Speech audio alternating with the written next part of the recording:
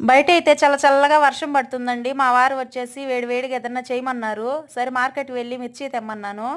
మిర్చి చూస్తే ఇంతింత ఉన్నాయండి పెద్ద కాయలవి. అందుకని వాటిల్ని 2గా చేసేసాను. ఇంకేముంది శనగపిండి తీసుకొని, కొంచెం బియ్యం పిండి తీసుకొని, కారం, ఉప్పు, కొంచెం సోడా ఉప్పు, వాము అన్నీ వేసేసి బాగా మిక్స్ చేసి పిండి అలా కలిపేసుకోవాలి. కలిపేసుకున్నాక ఇంకేముంది బాండీలో పెట్టుకొని ఆయిల్ వేసేసుకొని మిర్చి వేసేసుకోవడమేనండి. చూడండి భలే వచ్చినాయి మిర్చి బజ్జీ అయితే. పెద్ద కాయలు తెచ్చాడండి మా వారైతే, అందుకని అట్లా వచ్చినాయి. బాగా వచ్చినాయి మిర్చి బజ్జీ. ఇంకేముంది స్టఫ్ కోసము ఆనియన్, ఉప్పు, కారం వేసుకొని కలిపి పక్కన పెట్టేసుకొని దాంట్లో స్టఫ్ చేసేసి నిమ్మకాయ పిండి వేసుకొని తింటే సూపర్గా వచ్చినాయండి. చూస్తుంటే చూడండి నోరు ఊరిపోతుంది మిర్చి బజ్జీ అయితే. మా వారైతే భలే వచ్చాయి మిర్చి బజ్జీ అని చెప్పారు. మీ జన్మలో చేయలేదని చెప్పాడు. బాగున్నాయని చెప్పి లైక్ చేసి సబ్స్క్రైబ్ చేసుకోండి అబ్బా.